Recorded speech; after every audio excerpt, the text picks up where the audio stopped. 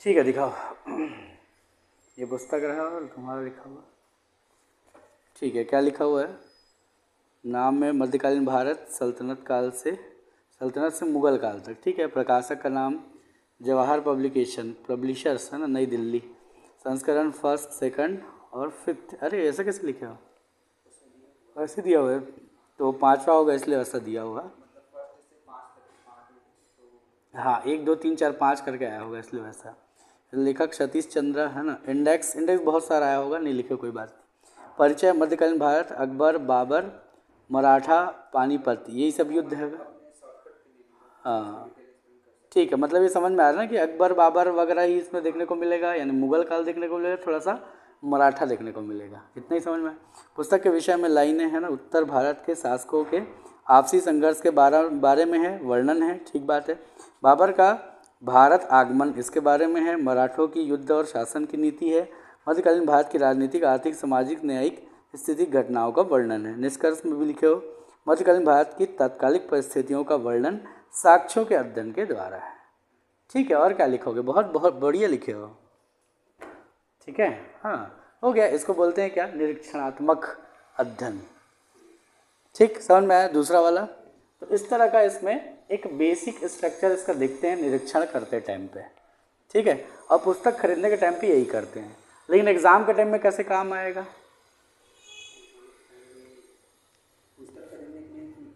नहीं, पढ़ने के लिए या टेस्ट देने के लिए या फिर एग्ज़ाम में बैठे हो आंसर करना है। हाँ, ये पुस्तक जब पढ़े रहोगे तो क्या होगा, निरीक्षण कर रहोगे ना, तो मेन बातें निकलती निरीक्षण में, और जब मेन बातें हैं तो क्या होगा, वो आंसर में भी आएंगी। उस तरीके से चैप्टर का भी होता है निरीक्षण, तो चैप्टर का निरीक्षण करोगे तो क्या होगा, उसमें भी मेन बातें निकाल लोगे। वैसे ही ये किस बारे में बात कर रहा है, क्या इसका निष्कर्ष है, निकाल पाओगे। तो इस तरीके से क्या होगा, इंस्पेक्शनल रीडिंग की आदत हो जाती है।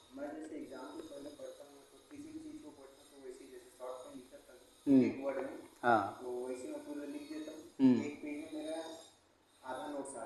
हाँ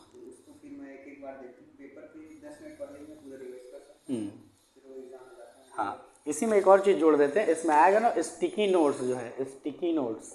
तो जो स्टिकी नोट्स बनाते हैं अपन, चिपकाते हैं, वो इसी टेक्निक को इस्तेमाल करते हैं। उसमें इंस्पेक्शन कर लेते हैं, वो छोटी छोटी बातों को क्या करते हैं, स्टिकी नोट्स में चिपका के लिख देते हैं, तो बार बार पढ़ने की जरूरत ही नहीं पड़ती। ठीक है, तो इसको नोट्स बनाने की टेक्निक में भी लेते हैं, याद करने की टेक्निक में भी लेते हैं। तो यहाँ पर इस तरीके से चीज़ें काम में आ जाएंगी। निरीक्षणात्मक पद्धति बड़ी काम की पद्धति है। एग्जाम में कैसे काम आ गया, मल्टीपल चॉइस क्वेश्चन में कैसे काम आएगा वो भी बताता हूँ। तो मल्टीपल चॉइस क्वेश्चन जो होते हैं वो क्या होते हैं, मान लो कि पीएससी वाले क्वेश्चन, मान लो कूट वाले क्वेश्चन है, तो 3 कूट दिए हुए हैं, 4 ऑप्शन दिए हुए हैं, तो तीनों कूट को पढ़ने के बाद अगर उन शब्दों को अलग से निकाल करके रखोगे, ये किसके बारे में है, किसके बारे में कह रहा है, निष्कर्ष में क्या बात निकाल रहा है, सही बात जो मुझे पता है वो क्या है, अगर निकाल कर अलग से लिखोगे तो क्या होगा, एक आदत बननी शुरू हो जाएगी प्रश्न को तोड़ करके देखने की। तो क्या होगा, वो क्वेश्चन का आंसर करना आसान हो जाएगा। दूसरा, जो मेंस वाला देते हैं तो क्या होगा, प्रश्न को तोड़ना आसान हो जाएगा कि प्रश्न में महत्वपूर्ण शब्द क्या क्या है और उसके अंतर्गत मुझे क्या क्या लिखना है। निबंध लिखना है तो क्या करें, टॉपिक है, और टॉपिक को विभिन्न भागों में तोड़ लोगे तब भी क्या काम आएगा, इंस्पेक्शनल टेक्निक काम आएगा। ठीक है, इतनी अच्छी टेक्निक है निरीक्षणात्मक पद्धति। ठीक, आगे आते हैं इसके बाद में, अगला आते हैं इसके बाद एनालिटिकल रीडिंग। ठीक है, एनालिटिकल नाम से ही पता चल रहा है, यानी कि विश्लेषणात्मक पठन। विश्लेषण का मतलब क्या है, देखो मैंने पहले ये बता देता हूँ, विश्लेषण और दूसरा शब्द होता है संश्लेषण। देखो एक बड़ी क्या है, ये समस्या है, ये समस्या बहुत बड़ी। अब इस समस्या को मैं एक बार में हल नहीं करता, बल्कि कैसे करता हूँ, इस समस्या को विभिन्न छोटे छोटे टुकड़ों में तोड़ लेता हूँ, और तोड़ने के बाद क्या करता हूँ, पहले इसको सुलझाता हूँ, फिर इसको सुलझाता हूँ, इसको इसको इसको इसको करते हुए सब समस्या को सुलझा लेता हूँ। तो जब मैं ऐसा करूँगा, समस्या को छोटे टुकड़ों में तोड़ करके सरलतम टुकड़े से इसको समस्या को समाधान करते हुए बड़े टुकड़े तक पहुँचूंगा, तो उसको क्या कहते हैं, विश्लेषण। ठीक है, संश्लेषण इसका उल्टा होता है, जिसमें छोटे छोटे टुकड़ों को मिलाकर एक बड़ा टुकड़ा बनाते हैं, तो और प्रॉब्लमेटिक हो जाएगा। तो एनालिटिकल रीडिंग में क्या होता है, कि चीज़ों को तोड़ दिया जाता है अलग अलग भागों में।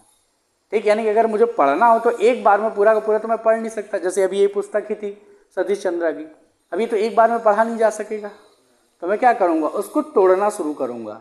हालांकि इंडेक्स में खुद लेखक भी तोड़ करके उसको देता है, लेकिन फिर भी क्या हो सकता है, हम अपनी सुविधा के अनुसार उसको तोड़ सकते हैं। ठीक बात है। तो देखो इसमें इसको थोड़ा डिटेल से देखते हैं। एनालिटिकल रीडिंग क्या होता है? यह सबसे गहरा और संपूर्ण पठन है। ठीक बात है, एकदम गहराई से पढ़ते हैं इसमें और संपूर्ण पढ़ते हैं, मतलब कोई भी चीज़ छोड़ते हुए इसको नहीं पढ़ेंगे। ठीक बात है, यहाँ पर बहुत सारी चीज़ें छोड़ते चल रहे थे, यहाँ पर भी एलिमेंट्री में भी बहुत कुछ छूटता है जब सरसरी तौर पर पढ़ोगे तो, लेकिन फिर भी इंपॉर्टेंट बातें पकड़ में आ जाती हैं दोनों में।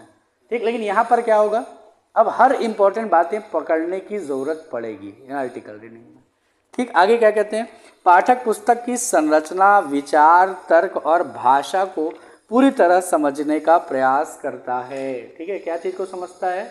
उसकी संरचना को, ठीक बात है, उसके विचार को, उसके तर्क को, है ना, इसके अलावा उसकी भाषा को भी। ठीक, इनको समझने की कोशिश करता है। कहने का क्या मतलब हो गया? कहने का मतलब है कि पुस्तक की कोई संरचना तो होगी ही। संरचना जो अभी लिखे भी थे थोड़ा सा, संरचना में इस पुस्तक में अभी क्या लिखे थे संरचना में, कि भाई यहाँ पर क्या है, सल्तनत काल से लेकर के मुगल काल तक की बातें, नहीं सॉरी मुगल काल बस था इसमें, और मराठा काल था, यही था। जैसे महत्वपूर्ण बातें क्या थी, बाबर से लेकर के शुरू होगा और बाबर से लेकर के जाएगा मुगल काल में अंतिम मुगल शासक तक के जाएगा मान लो, और उसी बीच किसका आ जाएगा, आगमन मराठों का, वही कहानी इसमें होगी। तो संरचना पता चल जाएगी।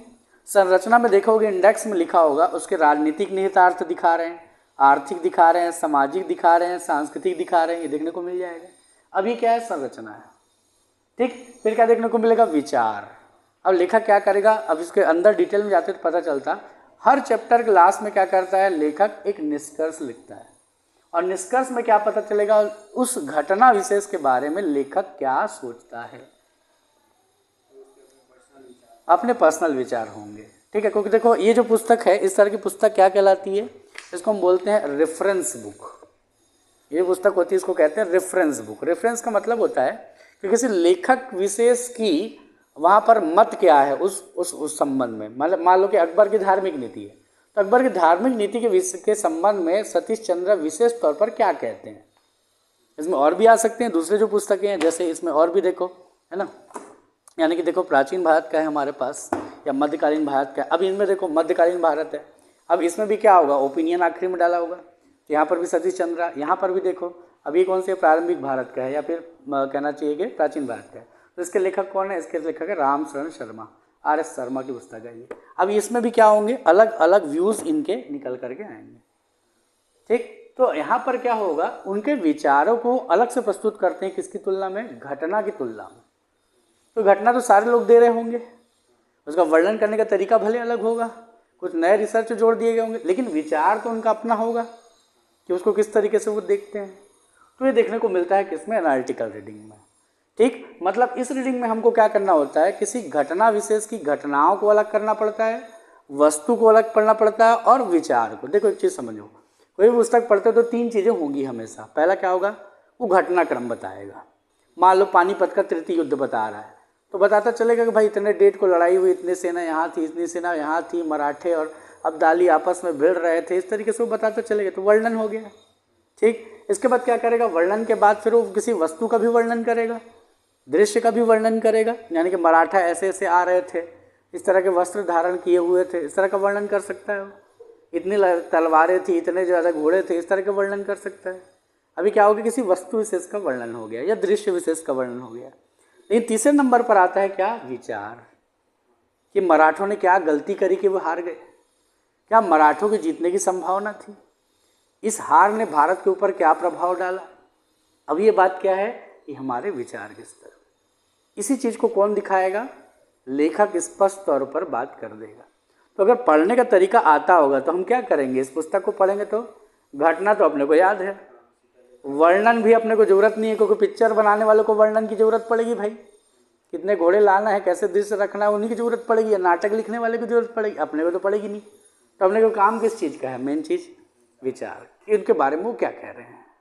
तो जो स्पेशल पढ़ने वाले होते हैं वो क्या करते हैं, अब मैं इतिहास पढ़ाऊँ तो मैं क्या करूँ, कोई पुस्तक उठाऊँगा और सीधा मैं कहाँ पर चला जाऊँगा, यहाँ पर। मुझे मतलब नहीं है किससे, संरचना से और बहुत ज़्यादा घटनाओं से। क्यों मतलब नहीं, क्योंकि सारा याद है मुझे, या पहले भी पढ़ा हुआ है, तो उस चीज़ पर मेरा फोकस नहीं है, मैं सीधा कहाँ, यहाँ पर आ जाऊँगा। जैसे मेरी मम्मी कहती है इतना सारा पुस्तक रखा है, सबको शुरू से आखिरी तक क्यों नहीं पढ़ता। अरे भाई वो पुस्तकें मुझे पता है, उनके बारे में डिटेल पता है, लेकिन लेखक विशेष क्या सोचता है उसको लेकर के आया हूँ। और 3-4 महत्वपूर्ण मुद्दों पे क्या सोचता है लेखक, उन्हीं बातों को उठा लूँगा।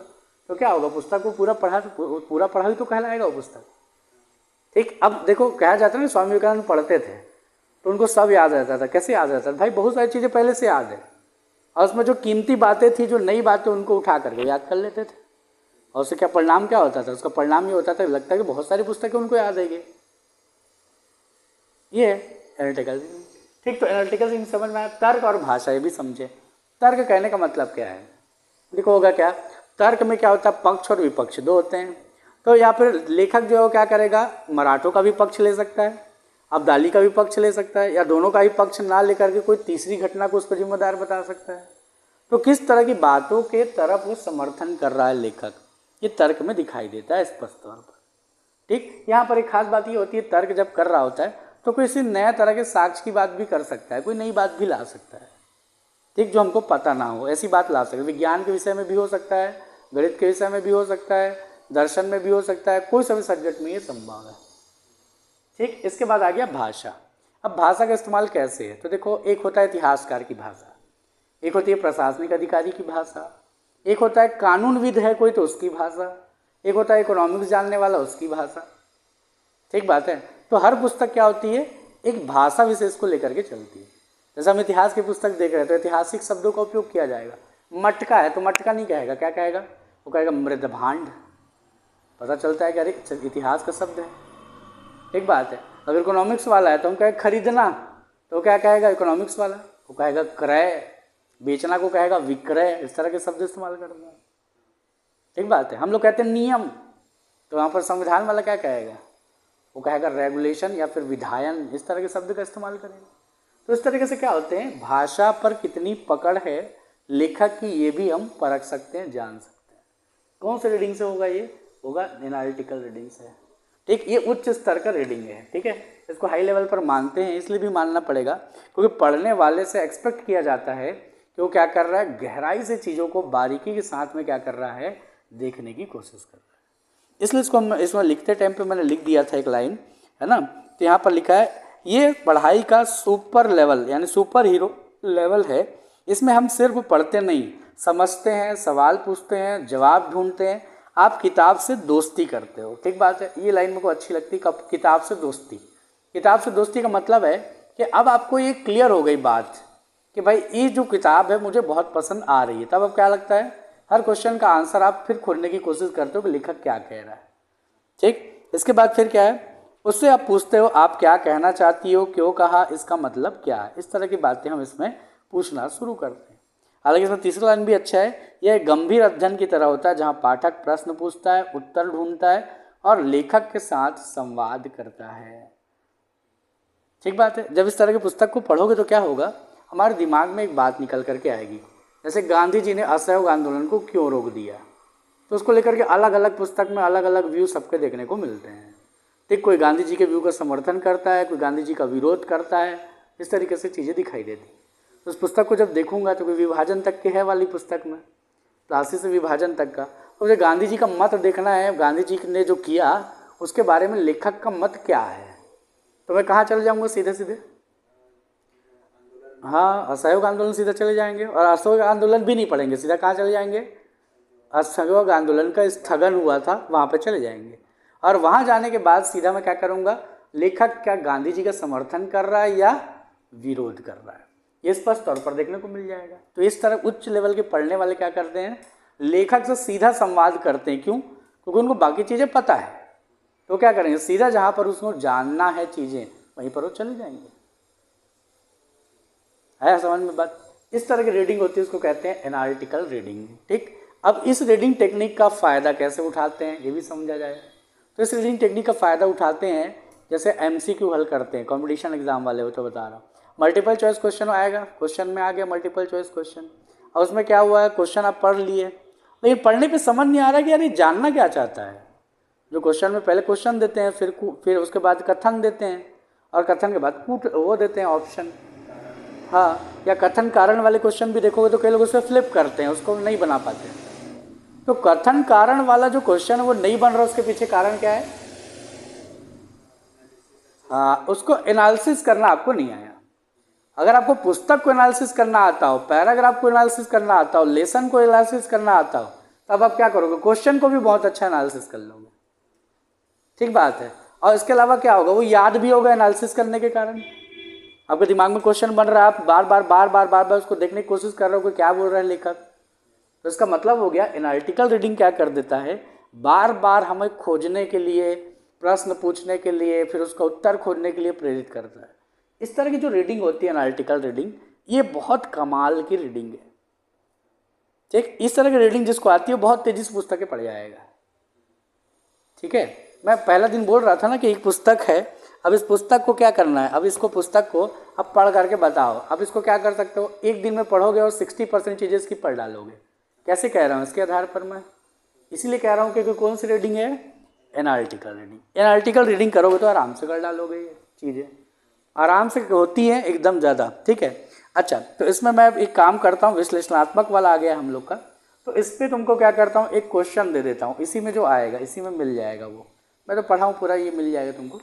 तो वो पुस्तक पढ़ो, उसमें तुमको क्या करना है, उस क्वेश्चन का आंसर खोजना है। ठीक है, और कम से कम 20-30 शब्दों में लिख करके देखना है, या कम से कम बताना है कि लेखक इसमें क्या बारे में क्या सोचता है। तो कम से कम एक एनालिटिकल रीडिंग का एक आइडिया लग जाएगा। ठीक रहेगा, पूछो, है ना। तो यहाँ पर से मैं दे देता हूँ पुस्तक, कहाँ की वाली, ये वाली पुस्तक है ना, प्लासी से विभाजन तक, इस वाली पुस्तक को दे दे रहा हूँ। तो उसमें क्वेश्चन लिखो, एक क्वेश्चन दे दे रहा हूँ।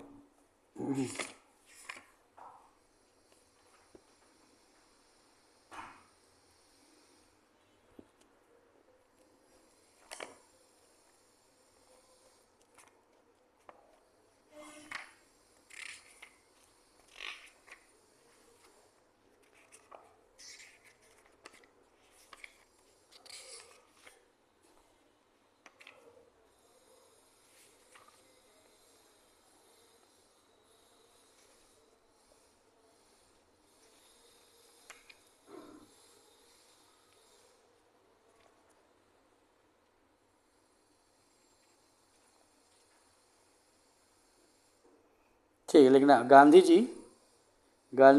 जी के राजनीतिक कार्यक्रम का जनता में आकर्षण क्यों व्यापक रहा।